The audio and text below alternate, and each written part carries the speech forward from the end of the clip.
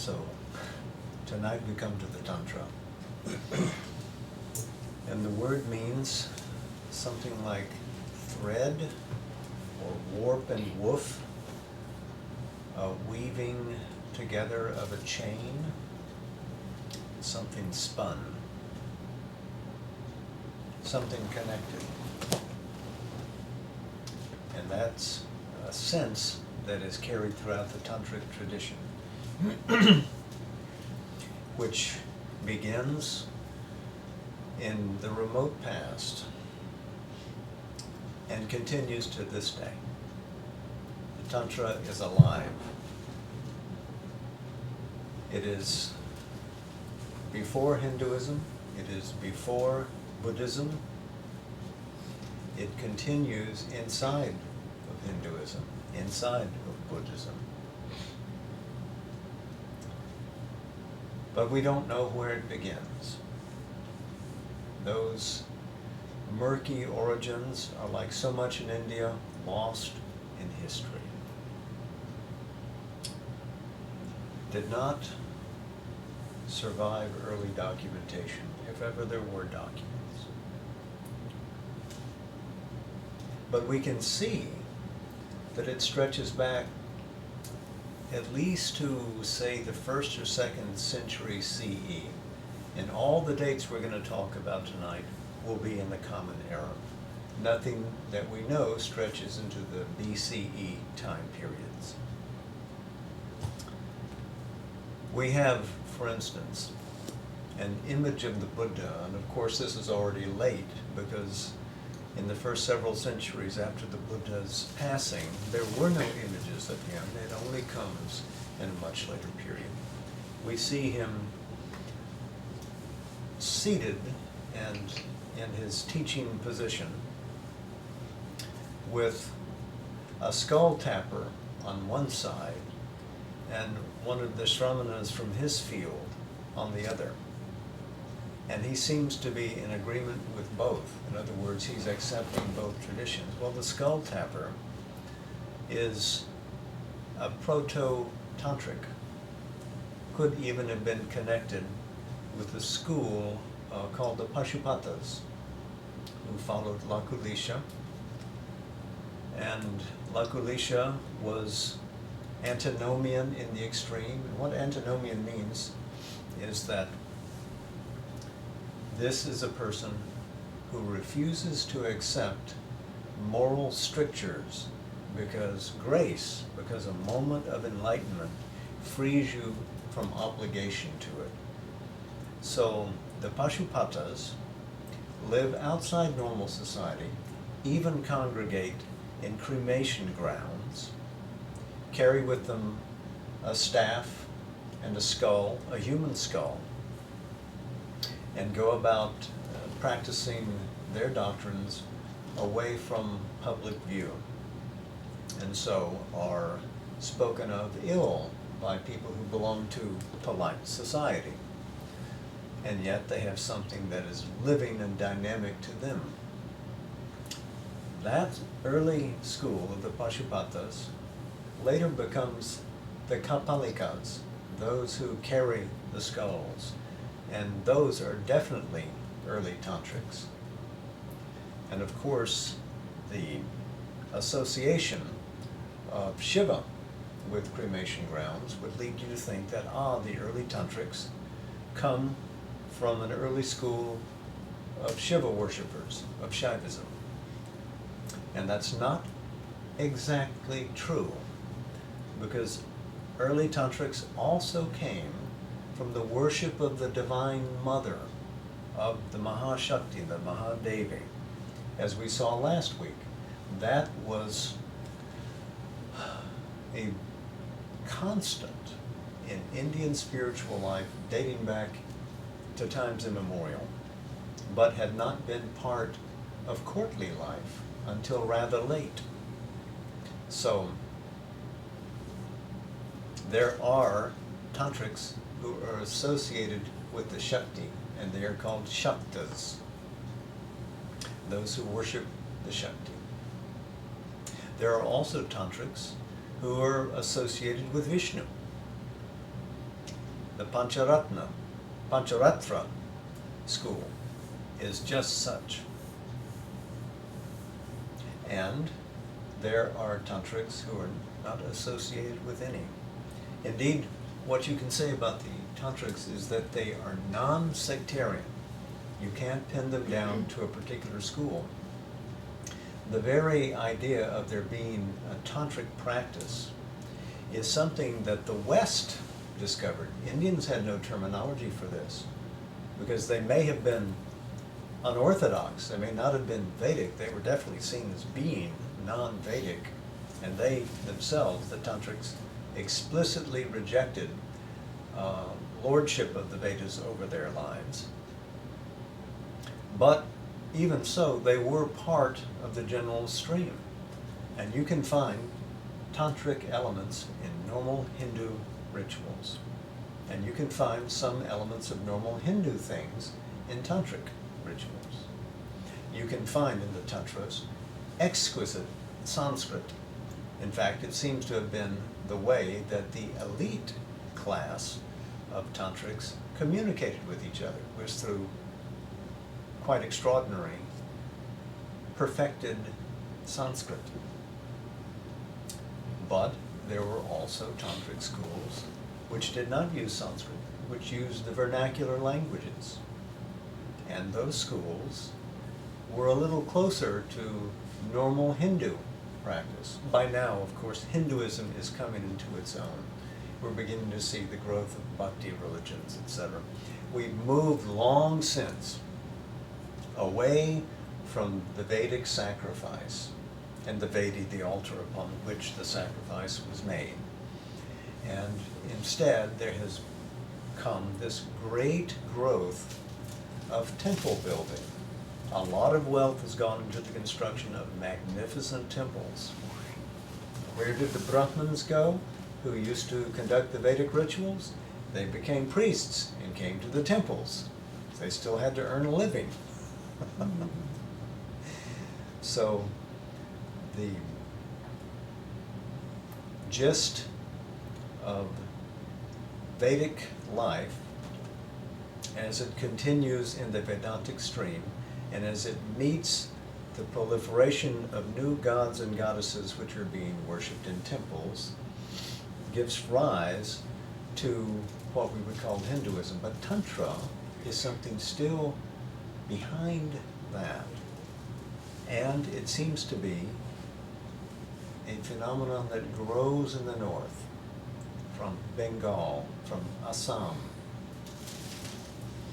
into upper UP, into Kashmir, finally into Punjab and Rajasthan.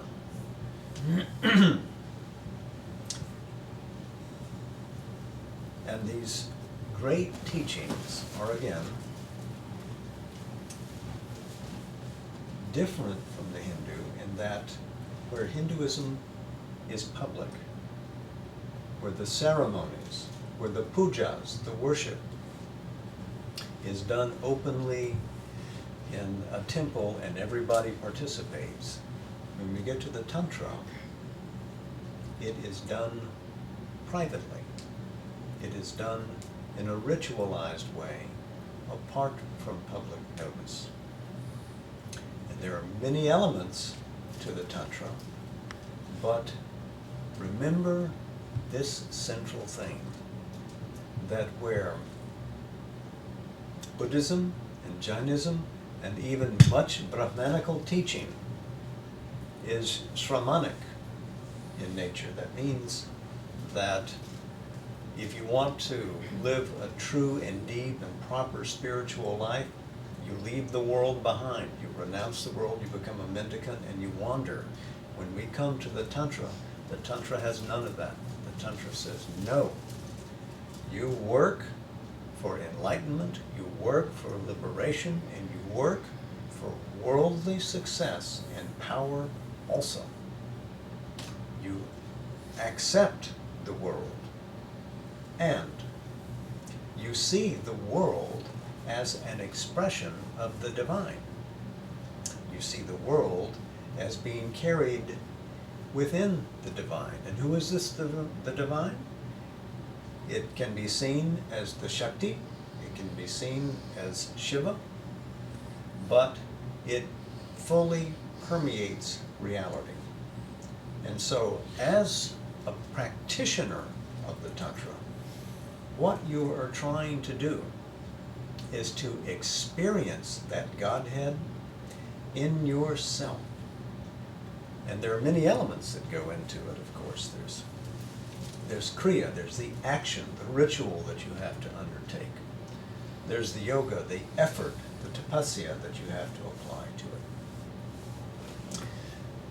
There's the yantra, the mandala, the visual forms which give body to this so that you can feel it. There's the mantra, the inner word that you learn how to recite, given to you by the teacher, so that you can make this thing spark and come alive. Set the mandala into motion, as it were. Make the yantra, which means engine, start to work. There's, of course, the shishya, the disciple.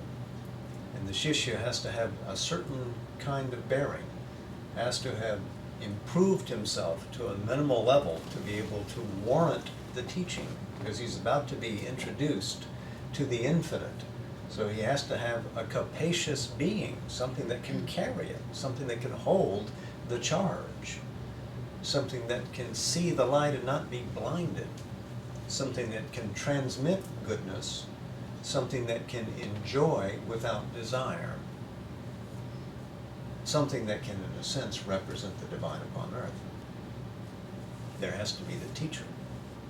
The teacher is the one who transmits, who must already, himself or herself, live in this divine consciousness and transmit the power of the goddess or the power of the god, so that it can be ignited in you and you can experience that.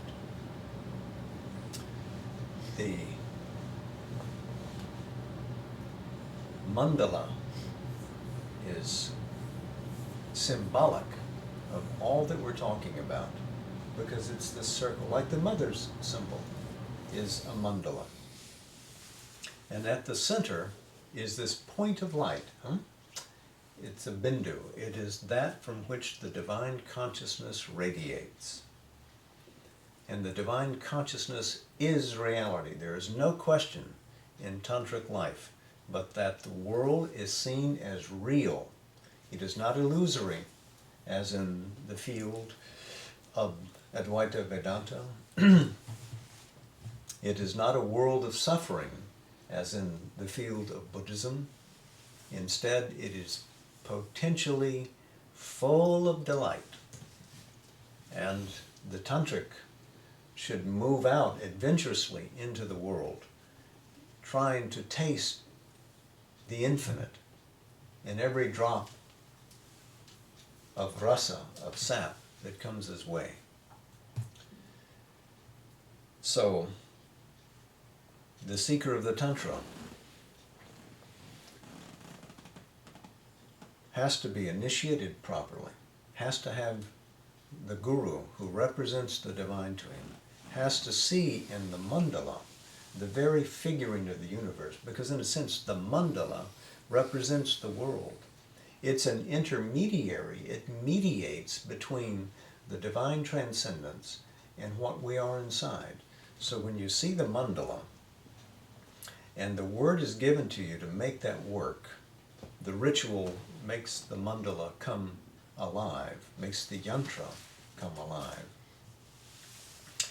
then you become identified with that central point. You become the center of the universe. And the mandala, of course, if you've seen the Sri Yantra, is a mass of different triangles, because there are many, many levels. And so if the mandala were seen from above, it would, in a sense, be you, with concentric circles leading down. At the top would be that 1,000-petaled lotus, the Sahasrara. And then there would be the level of the Ajna chakra, the command center, and then the Vishuddha, and then, Anahata, and all the way down till it reaches the base of the Muladhara. And all of these different centers are planes of being that are cosmic, but they also exist in you. Some represent your mind, some represent your higher emotions, some represent your animal energies, some represent the sexual urge, the very basic instinct of life, to want to live, to want to reproduce, etc. And if you come to the center of yourself, then all of this is connected as if pearls on a strand.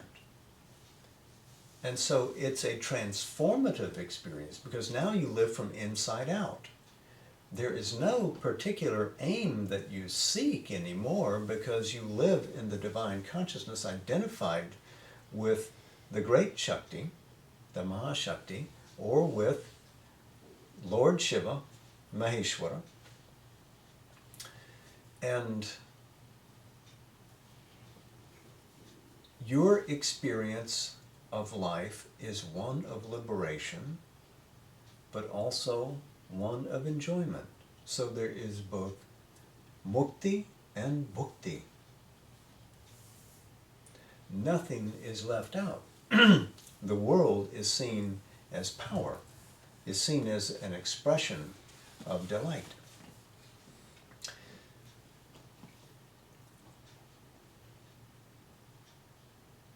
There are many schools of Tantra, and not just one. We begin to see tantric texts come into existence maybe around the 7th century. And some of this starts getting encoded in Sanskrit. We see some evidence of this epigraphically carved into temple walls as far back as 423 CE. But we probably have the greatest efflorescence of tantric teaching in Kashmir. And we're going to spend an entire week talking about Kashmiri Shaivism next time. And we're going to speak about their greatest exponent, Abhinavagupta, then, who was both a brilliant philosopher, ranking in the stratosphere with Shankara. At the same time, he was a wonderful aesthetician and poet. Beautiful, mellifluous in his use of Sanskrit. And thought of the divine as beauty expressed in the world. So we'll spend some time next week speaking about that great tradition. And then the week after that, we'll talk about the Sri Vidya, because the Sri Vidya, which is dominant in Southern tantric practice and continues to this day, finds its roots in Kashmiri Shaivism. But now, of course, is based in the South and is where we find Vedanta meeting tantric teaching and undergoing yet another synthesis. So there'll be that to speak about. More from the Kashmir Shaivism school comes the school of the Siddhas, those who are perfected, and the Nats, N-A-T-H, who stem from them, and of course from the Nata Yogis come the Hatha Yogis. And so there's this entire lineage of tantric teaching that carries down to this time, but sort of as a tributary, not always understanding that its own origin is tantric, but nevertheless carrying that as what really gives it force and dynamism.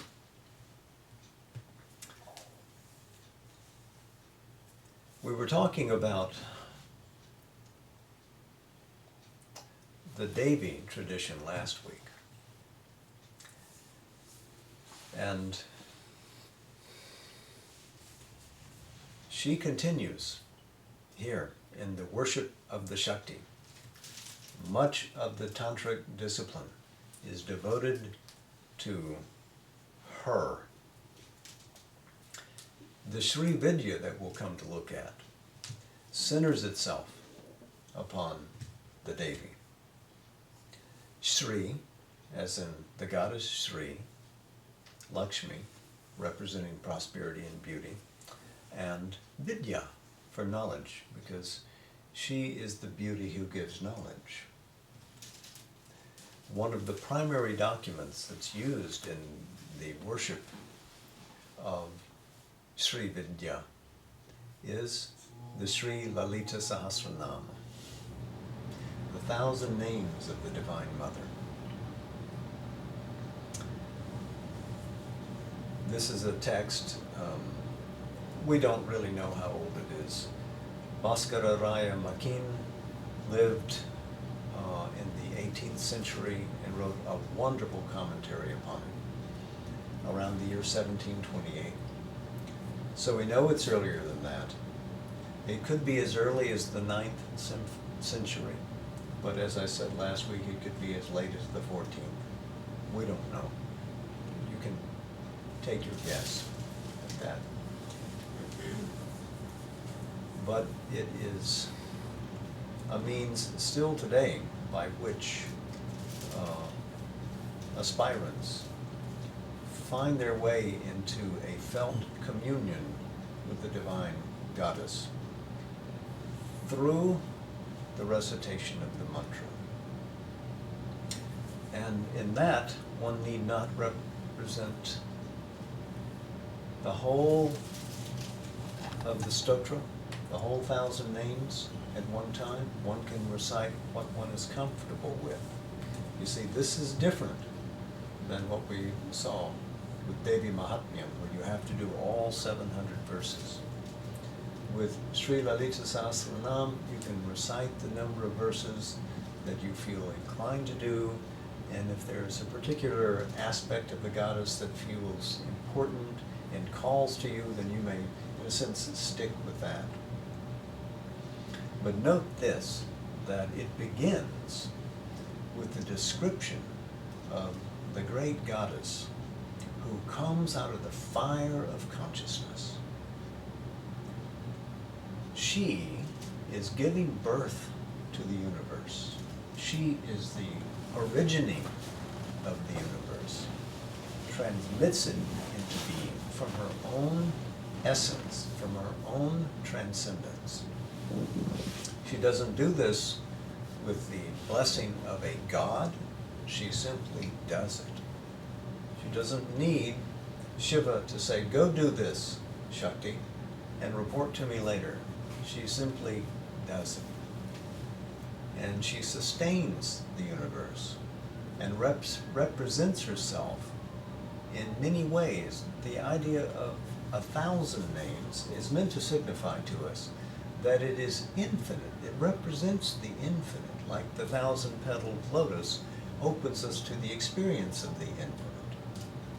Any particular aspect, any particular goddess name can lead you into the experience of the all, or into what is beyond the all, but through the world, so that when you experience that ascension into the infinite, when you rise in consciousness, when you stir awake that primal power, that Kundalini force, and it rises through all the levels of your being and carries your awareness from the physical through the mental up into the infinite, you don't stay there.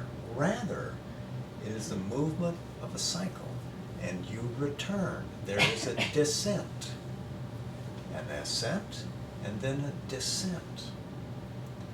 And what comes back is a transformed being. You've changed fundamentally. You're still in a body. You still get hungry at 6 o'clock in the evening. You still sleep for a number of hours every night. You still have a bodily human life, but the center of gravity has shifted for you. You no longer live primarily in the ego. The ego hangs around. But you are aware of this divine force in you, and it is a conscious force. It's not an abstracted Purusha who's divorced from the world, looking down upon it. No, this is the soul of the world looking through you out. Now, the idea of the Tantra is that this individual, so awakened and so enlightened, does not live alone, but develops a larger community. In fact, there's a strong and important school of tantric life. They're called the Kaulas, which means those who belong to a family, a kula.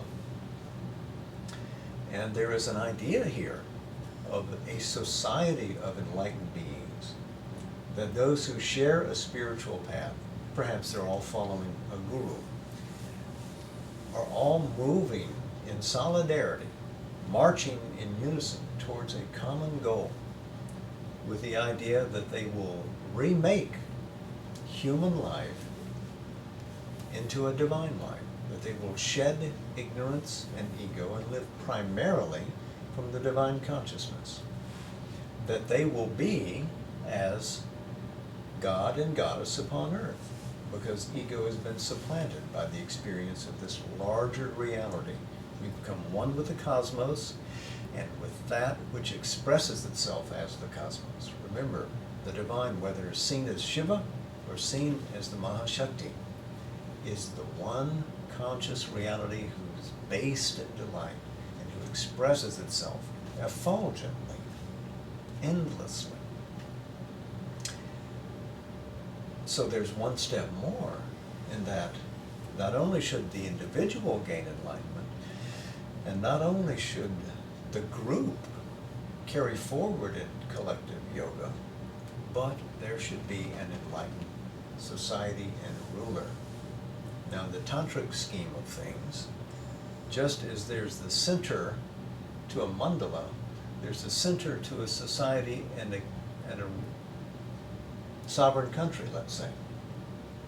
Whether that ruler is a woman or a man is immaterial, but there should be somebody who represents the goddess, somebody who represents the god at the center of all of life, making sure that the world is conducted according to the right rhythms of things. Now, this is very interesting. Remember, we began with an antinomian private practice, the Tantra, away from view of everything, and now here it is marching into center stage and saying this secret experience of soulhood should be made broad-based. Along the way, it's trampled all of society's norms. It's knocked over its iconography. It says you don't need those images. What you need is the living experience of the divine. It said you don't need these moral strictures. You don't need these shastras telling you what to do and when to do it. If you live in the consciousness of the Mahadevi, you will do things in the right rhythm at the right time at the auspicious order. You will make harmony come into being. Samarasya parayana. Center of harmony in life. And it's an amazing thing that there have actually been some occasions in the life of India where a ruler was housed in these tantric teachings and was experienced enough in the practice and the sadhana, the discipline that takes you there, that he could have moments when, sitting on the throne, there was a complete identity with the divine, a recognition of the social life, moving around that as an expression of the divine, so that the whole circle was complete. Interesting thing. Hardly attained now and then in human life, but continues to be an aspiration for us all. Now, you forgive me, you know Sri Aurobindo's teaching is essentially aiming at the same thing. And he says, late in the synthesis of yoga, we're aiming at the synthesis of the Tantra, but starting from the basis of the Vedanta. In other words, realize the oneness of Godhead first and then move through that. There was a reason he felt that. And we'll get to the imperfections of the Tantric sadhana. Maybe not tonight, but soon. We'll talk about that. But with Sri Aurobindo, there's also the idea of a transformed society and a global expression of diversity and oneness, where every country and every person in every country has the freedom, not the compulsion, but the freedom to live in confluence with these streams of mystic communion that reveal to us our own selves, but also the self of country and the self of world, all as many-leveled expressions of a divine reality. So Sri Aurobindo never had the chance to read of these tantric texts from Kashmir. But late in his life, when you heard about them, it piqued his interest, and said to one of his scholarly disciples, if you write the book, I'll read it. Regrettably, the book was never written. That's one of the ironies of life, I guess. So,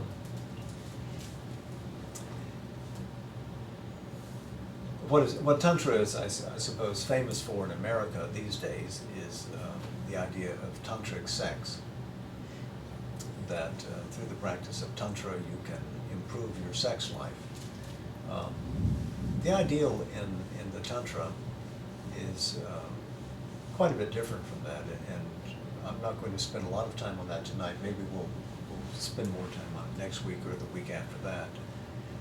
The week after that would probably be better.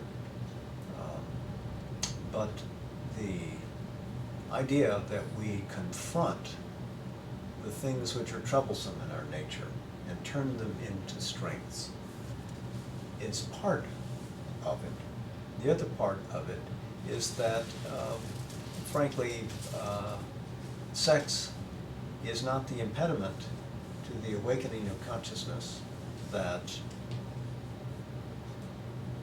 those who renounce the world feel that it is. And the idea is not ever in the Tantra that one gives oneself to concupiscence, that one becomes, just a lust machine, but that sex made sacramental becomes itself an expression of the union of the two poles of existence, the spiritual and the material. And so, in a sense, transforms us and lifts us out of the sexual exchange so that it becomes something godlike or goddess-like, if you will.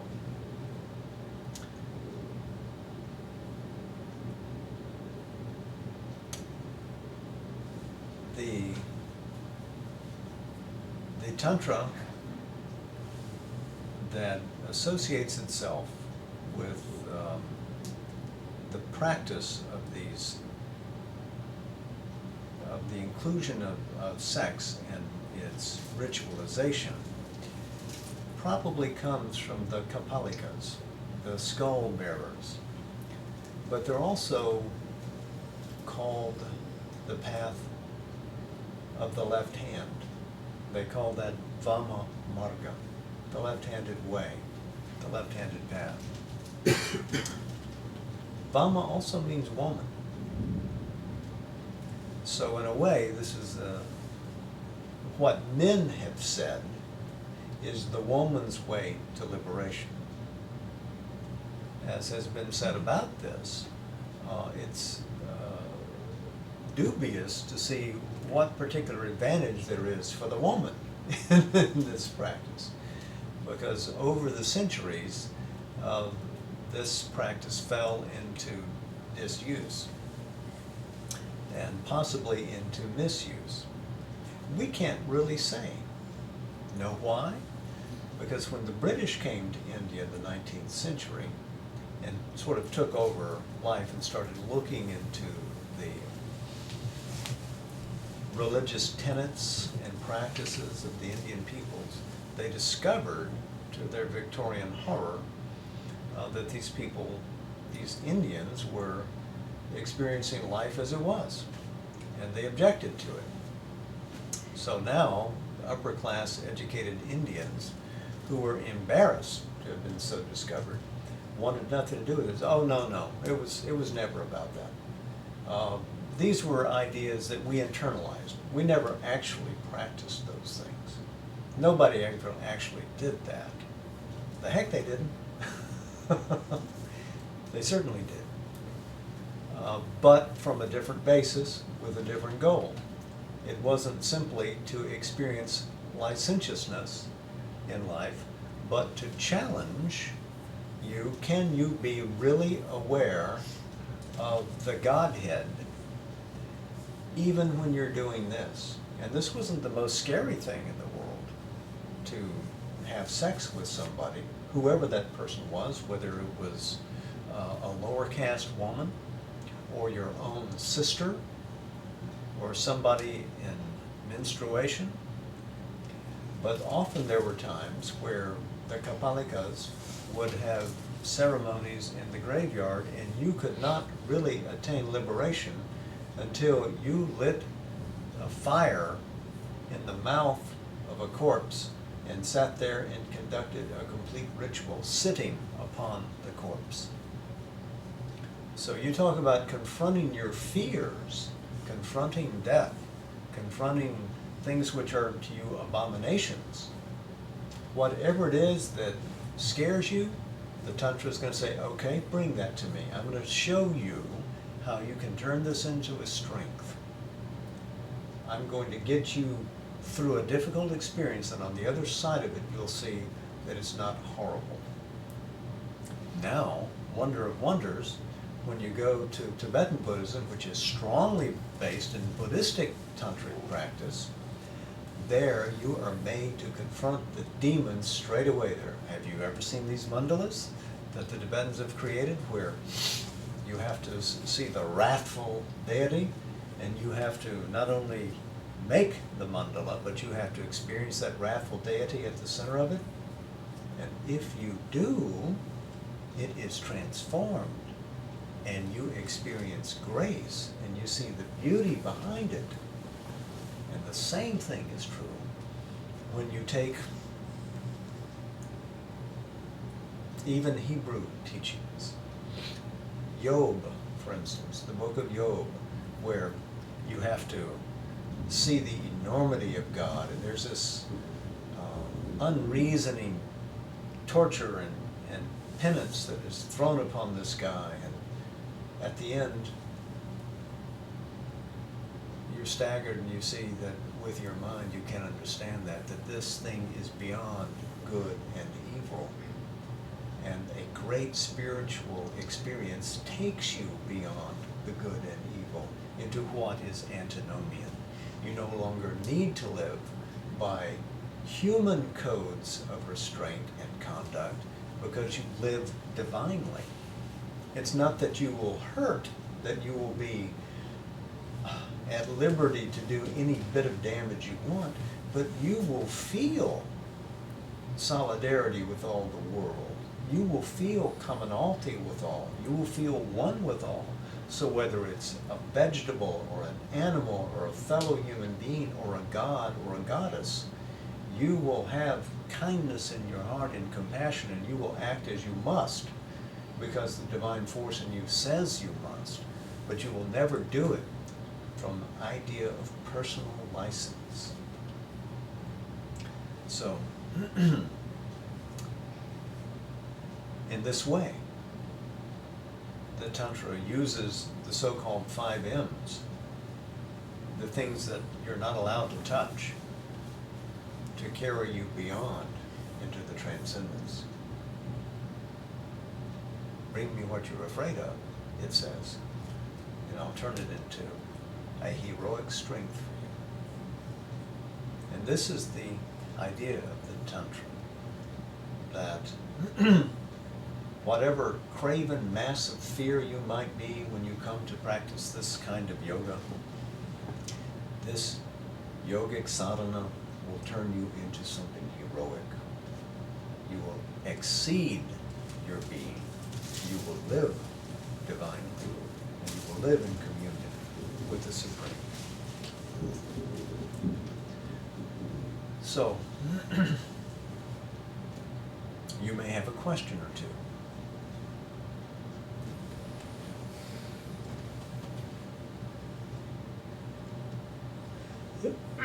You spoke about Sri Aurobindo's thought of affirmative life, not this, not illusion, this not Maya.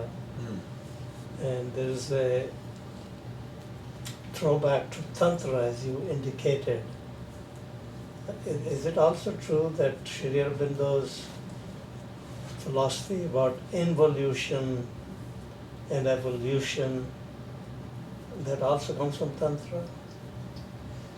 I'm going to differ with you on one thing. I think that there is a consonance between Sri Aurobindo and Tantric teaching. It's not a throwback. I would say that he learned it from Tantra, and so that is not so. His realization is independent of Tantric teaching. The idea of involution and evolution also does not seem to come from that. In fact, it's difficult to find the proper intellectual history by which we can trace all of Sri Aurobindo's thought process. We don't know how much he was influenced by 19th century evolutionary thought like Herbert Spencer, people like that. He was familiar with the idea of evolution from that perspective. Whether that idea of evolution really existed in ancient India. You've heard us speak about the Dashavatara, and Sri Aurobindo did too, approvingly. That you begin with Matsya and you go all the way up to Kalki, etc. But when you actually break down and look at the history of the avatars as they appear in the Puranas, they don't come in that order. They're sort of stitched together historically later. And then they begin to look like this. But, first you get, Rama and Krishna, and then later, or maybe actually Parashurama and Krishna, and then later some other figures, and eventually comes Matsya, etc., etc. It's not quite the way it seems. But there is the idea of pravriti and nivriti, etc., like that in Indian philosophy. Which means that there is a divine consciousness that goes into a kind of concealment and then comes out again. And that could presage the idea of involution, evolution. It's not that it's impossible to read there, but it's not as distinct, it's not as elaborated. And that's all right, because what we are is a growing species, and if we are becoming more and more conscious, it's fine if this emerges now. We don't have to have every truth that's ever going to be revealed to have been encoded in the Rig Veda, after all. As Sri Aurobindo said, we belong not to the dawns of the past, but to the noons of the future. So we're allowed to get better and better.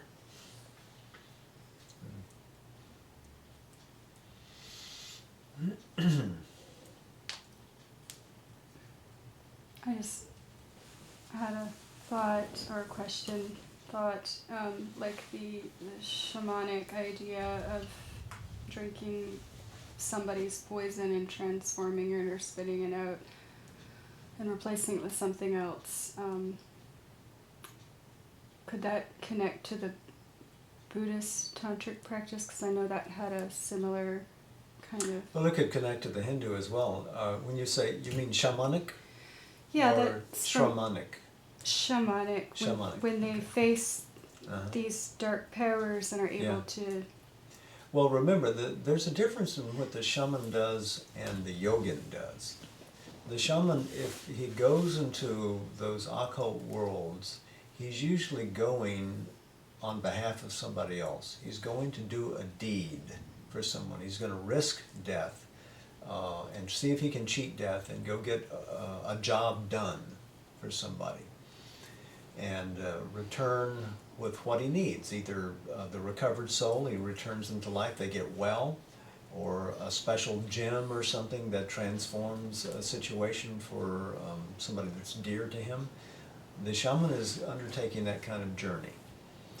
But the yogin does not do it, in essence, for somebody else. He does it to come into communion with the divine,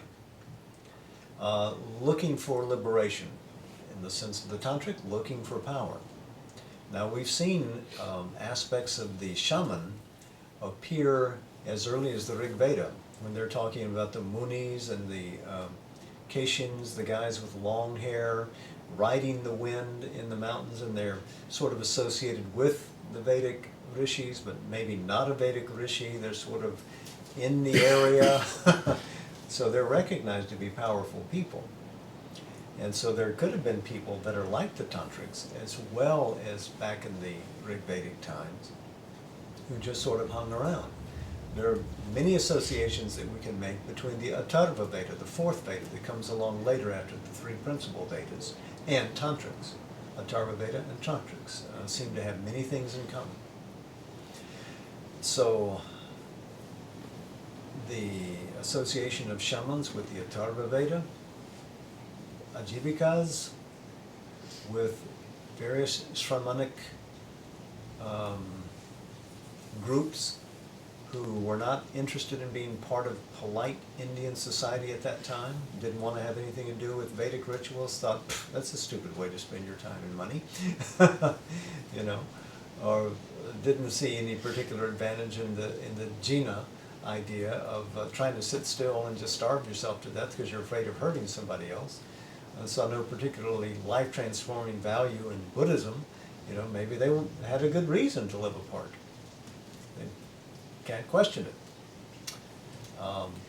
But eventually, we arrive at this codification of ways of living which are recognizably tantric, however many different elements might have been fitted into it.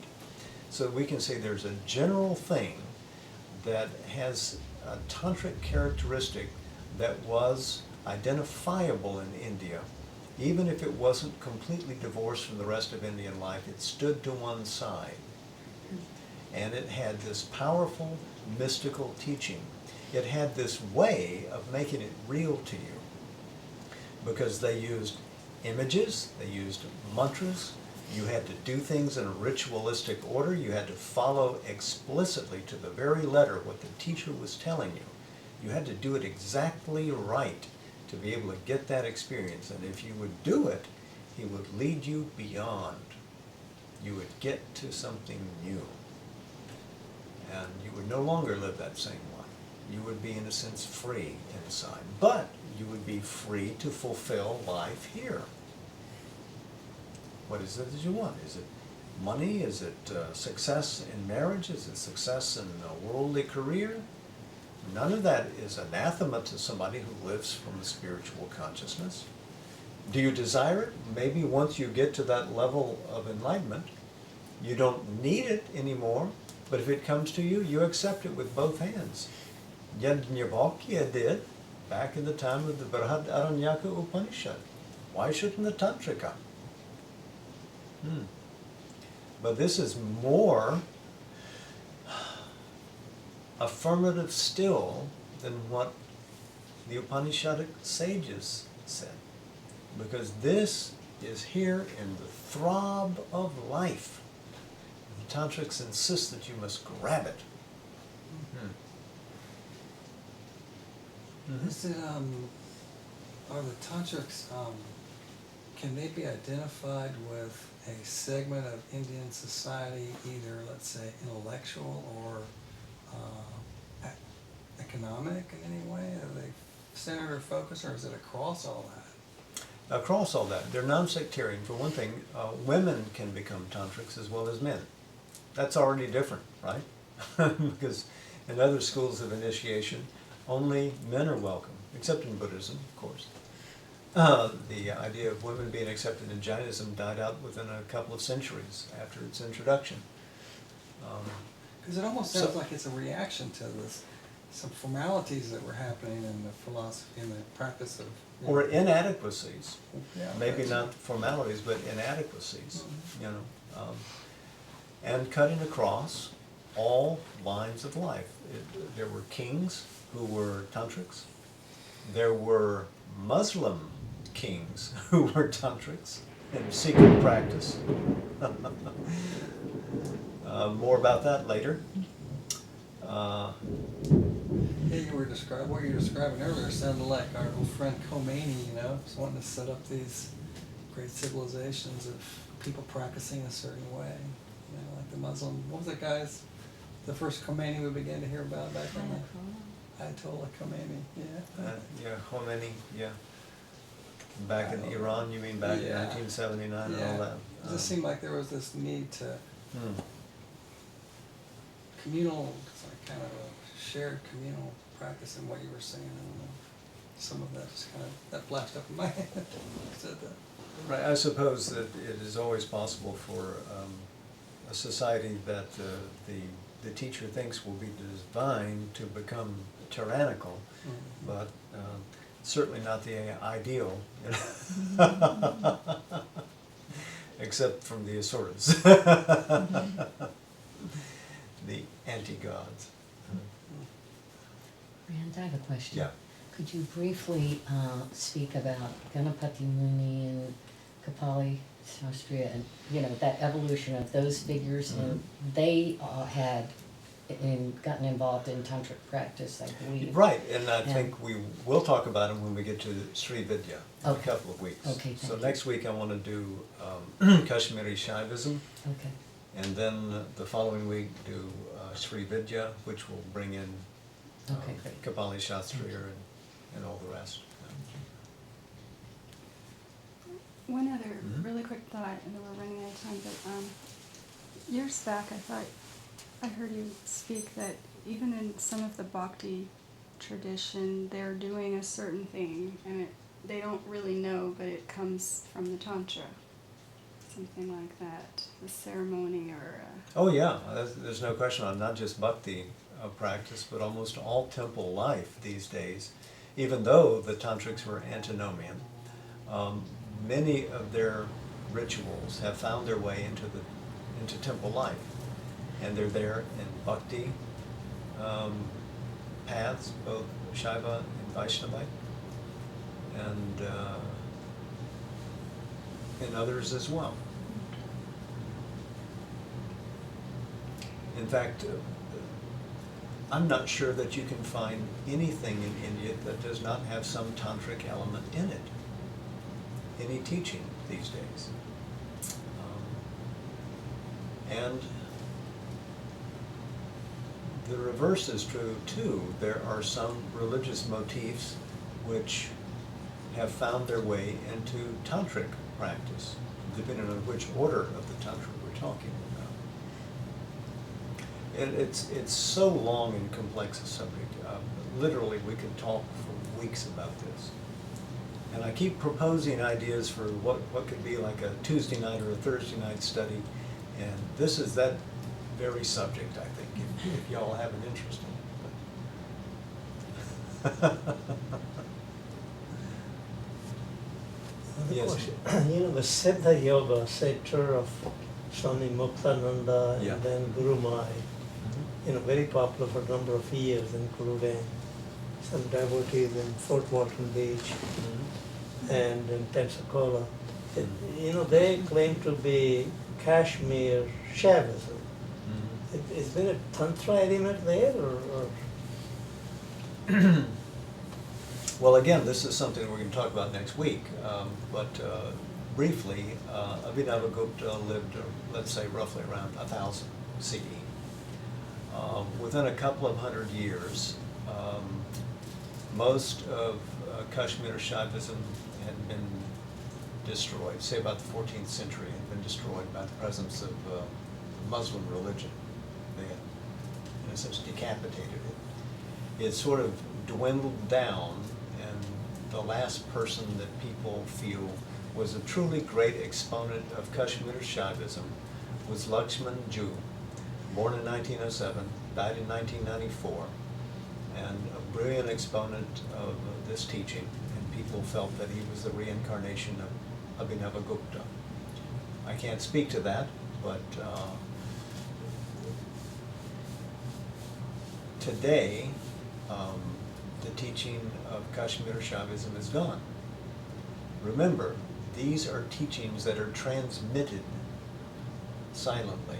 If you talk about, the idea that the guru whispers in your ear and gives you the mantra,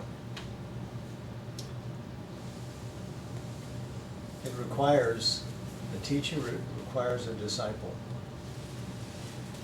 This is a lineage that was dying out over time and eventually had no one left to transmit it to. Lakshman Ju may or may not have represented the last of it. He tried to give as much as he could, even in videos, even in tape-recorded interviews, etc., so that he could leave as much as possible behind, but it's not like the authentic thing. But listen, who is the teacher? The Jagat Guru, the teacher of the world. Do you have to have the direct transmission from that lineage? Again, when Kashmir Shaivism had a few, at least scholars around, and they saw Sri Aurobindo's writings, they said, well, he's taken all of Kashmir Shaivism. This is Kashmir Shaivism. Sri Aurobindo didn't know that. He had written from the plain experience that he had, just put it down on paper. It became the life divine. So, in other words, this truth that actuates itself as Kashmir Shaivism is discoverable to us inside. If our consciousness is transparent and we are receptive, then whatever it was that poured itself out so beautifully and powerfully through Abhinavagupta can find its expression in us too. So, would I say that the Siddha Yoga movement is an expression of that? No, I would say it's a pale reverberation, a faint reverberation. No, it is not as beautiful as what Kashmir Shaivism is. But Muktananda himself said, the closest thing I can find to express what I learned from my teacher, Nityananda, is Kashmir Shaivism. And so everybody studies Kashmir Shaivism. Chidvilasananda, who became Guru Mai, the leader of that community, is a fine scholar. She's a first-rate scholar, and she knows her stuff. But it's commentarial upon the Shiva Sutras, etc., which are the primary documents that begin that lineage on down. But more we can say next time. But you ask me if it's the same thing. It's not the same thing. But they also feel that there's great power and authenticity in it. So, yeah.